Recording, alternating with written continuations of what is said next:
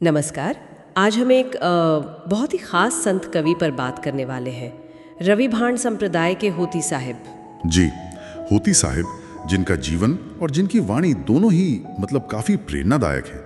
हमारे पास कुछ अंश हैं उनके जीवन और काव्य से जुड़े हुए। हाँ, और इनके जरिए हम थोड़ी गहराई में जाने की कोशिश करेंगे, समझना चाहेंगे कि कैसे मोरबी के पास नेकनाम गांव में जन्मे होती साहिब, वो भी एक मुस्लिम सुमरा परिवार में। हाँ, उनके पिता का नाम सिकंदर था जी। और पिता के विरोध के बावजूद वो गुरु मोरार साहिब के पास गए और भक्ति मार्ग अपनाया।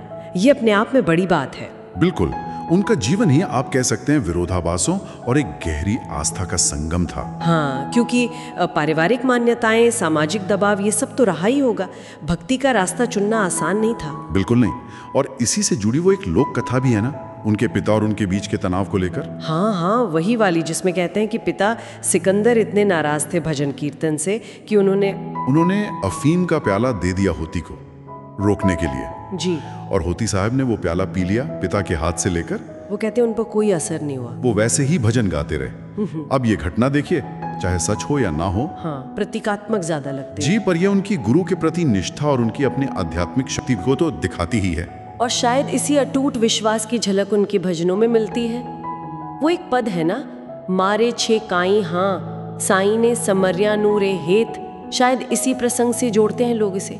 हो सकता है, दिखाता है कि ईश्वर या गुरु के स्मरण में उनका कितना गहरा विश्वास था। और उनकी रचनाओं में एक और बात साफ दिखती है, बाहरी आडंबर पर चोट। हाँ बिल्कुल, जैसे वो भजन आत्म चुनिया बिना कथनी कथे। जी। अगर खुद को ही नहीं पहचाना, आत्मानुभव नहीं है, तो फिर कोरी बातें करने का क्या फायदा, ज्ञान बघाड़ने का क्या मतलब। सही बात है। सच्ची भक्ति तो अंदर से आती है ना, बाहरी कर्मकांड से नहीं। बिल्कुल। उनका एक और भजन है, भक्ति भाव बिना नहीं आवे। हाँ, याद आया। उसमें वो यही कहते हैं कि अगर मन ही मैला है तो फिर सद्गुरु का उपदेश भी कैसे असर करेगा। एकदम। पहले अंदर की सफाई जरूरी है, और ये शुद्धि, ये ज्ञान कैसे मिलेगा? गुरु कृपा से। जी। होती साहब इसका पूरा श्रेय अपने गुरु मोरार साहब को देते हैं। वो भजन है ना, दास होती ने गुरु मोरार मड़िया, तारे कुबुद्धि ना ताड़ा टुटियारे। हाँ, साफ कहते हैं कि गुरु मिले तो भ्रम टूटा, कुबुद्धि गई, सही रास्ता मिला। गुरु कृपा ही सब कुछ थी उनके लिए।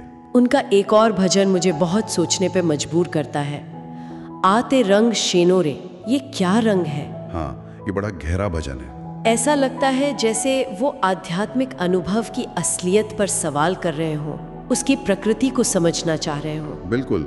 वो सिर्फ भक्त नहीं थे, गहरे चिंतक भी थे, अनुभव की तह तक जाने वाले। और शायद उनका सबसे जरूरी, या कहूँ कि आज के समय में सबसे प्रासंगिक भजन, समरूम ता सुधरे मंखा मेरा, अल्लाह हो नबी जी। जी, जिसमें वो अल्लाह, नबी जी, राम, रहमान सबको एक ही बताते हैं। हाँ, ये समझना बहुत जरूरी है।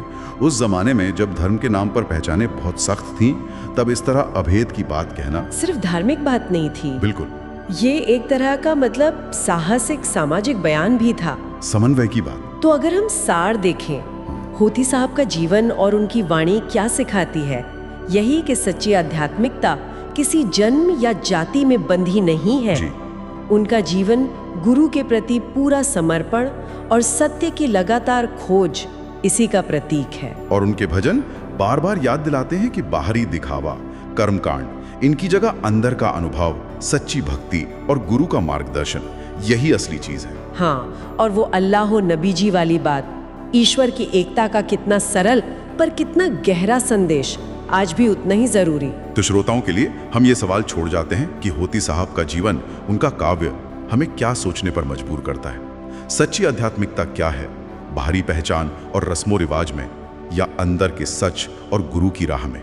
और हाँ, खासतौर पर आज के माहौल में उनकी वो दृष्टि कि राम और रहीम एक हैं, ये हमें क्या सिखा सकती है? इस पर जरूर सोचिएगा।